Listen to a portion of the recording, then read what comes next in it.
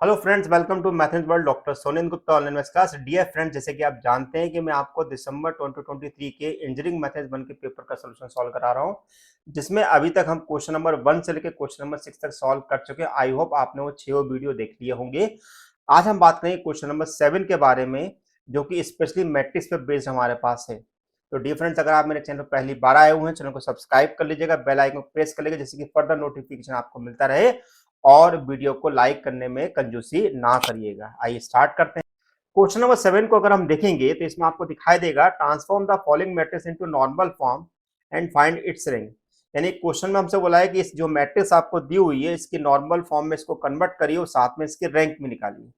इसी का second part हमारे पास पूछा गया है, find the inverse of this matrix by using the elementary row transformation. मैं आपको बता दूं, पिछले 2 बार से हमारे पास क्वेश्चन है कि जून 2023 और दिसंबर 2023 में हमारे पास ऐसे 2 क्वेश्चन मैट्रिक्स के अंदर पूछे आ रहे हैं, जिसमें हमें एलिमेंट्री रो ट्रांसफॉर्मेशन की हेल्प से इनवर्स निकालना होता है। तो इस क्वेश्चन को किसी भी हालत में कैली हैमिल्टन थ्योरम से सॉल्व नहीं करना है, और ना ही आपको इसमें x इक्वल टू ना ही इसमें आपको x equal to A inverse B, यानी कि ए इनवर्स बी निकालने के लिए जो adjoint of A upon determinant A वाला फॉर्मूला अप्लाई करते हैं, उसको अप्लाई करना है। इसको मैं आपको बताऊंगा कि इस क्वेश्चन को हम किस प्रकार से सॉल्व करते हैं।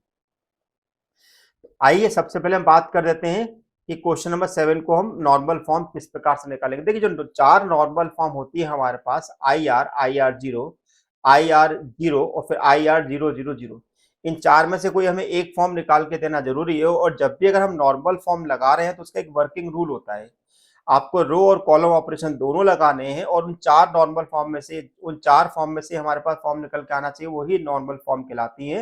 अगर उसके अलावा यदि कोई दूसरी नॉर्मल फॉर्म निकाल के लेके आओगे तो वो हमारा आंसर गलत माना जाएगा। तो सबसे पहले काम हमारे पास ये है कि इस 5 की पोजीशन पे मुझे बनाना है 1। इस 5 की पोजीशन 1 बनाना, तो हम क्या करते हैं कि इस पूरी R1 वाली रो को हम R1 में रिप्लेस कर देते हैं, और R1 को R3 से, यानी कि हम पहला ऑपरेशन लगा रहे हैं R1 को R3 में रिप्लेस करना। ठीक है, आया बात समझ में। अब इसके बाद हम क्या करेंगे, R1 को हमने R3 से रिप्लेस कर दिया। अब इस 1 की हेल्प से इसके नीचे वाले एलिमेंट 5 को हम बनाएंगे 0।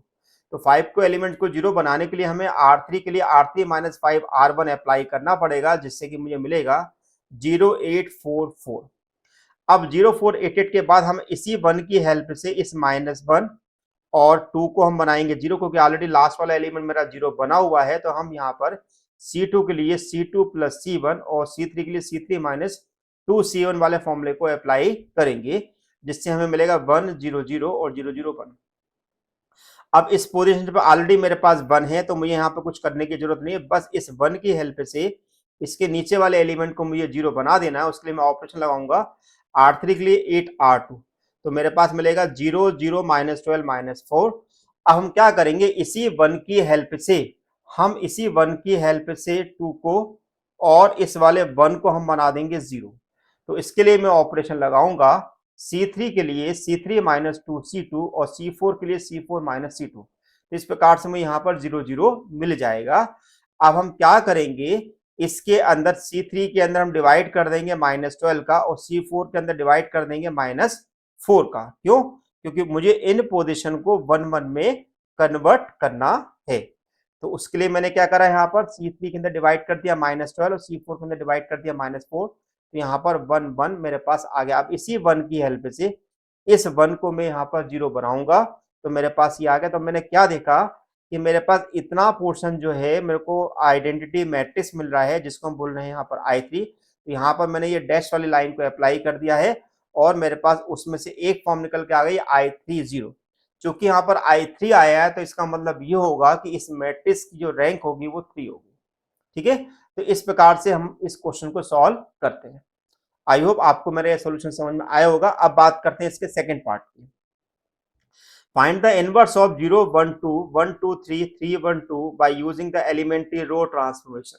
अब देखिए, यहाँ पर आपको एक कॉन्सेप्ट होता है जिसको बोलते हैं हम गॉस जॉर्डन लॉ बोलते हैं, या जिसकी हेल्प से हम यहाँ पे सॉल्व करेंगे। तो डेफिनेशन यहाँ ध्यान दीजिएगा, नाम भले आप नाम रखिएगा। We want to evaluate the inverse of matrix A by using elementary row operation on A equal to I ए।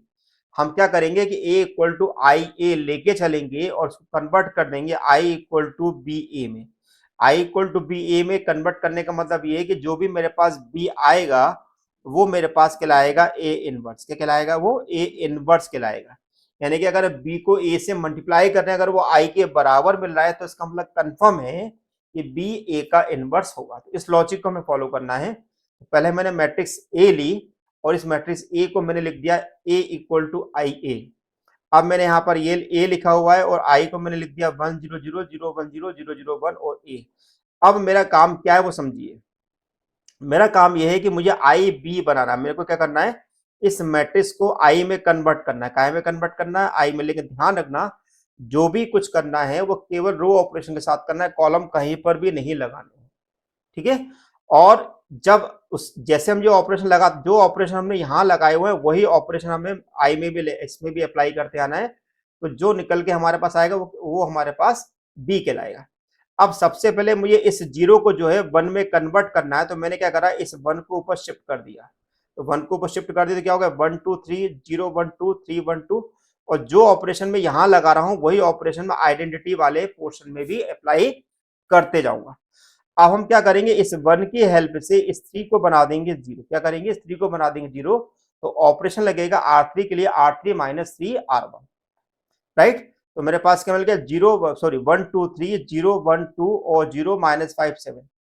अब मेरा नेक्स्ट काम ये है कि इस 1 की हेल्प से मैं 5 को 2 को 0 बना दूं और इसी 1 की हेल्प से -5 को 0 बना दूं। क्या करूंगा? R1 के लिए R1 - 2 R2 और R3 के लिए R3 + 5 R2। तो मेरे पास आएगा 1 0 -1 0 1 2 और 0 0 3। और सेम ऑपरेशन हमने यहाँ पर भी इसमें अप्लाई कर दिए। तो हमारे पास मिल रहा है -2 1 0 1 0 0 और 5 -3 दिस। अब मेरा नेक्स्ट काम ये है कि इस 1 अब मेरे पास ये है कि भाई इस 1 से मुझे हमारे पास इस -1 को 0 बनाना है। तो अब हम क्या करेंगे? पहले इसके अंदर 3 का डिवाइड कर देंगे। 3 का डिवाइड करेंगे तो मेरे पास क्या आएगा? 1।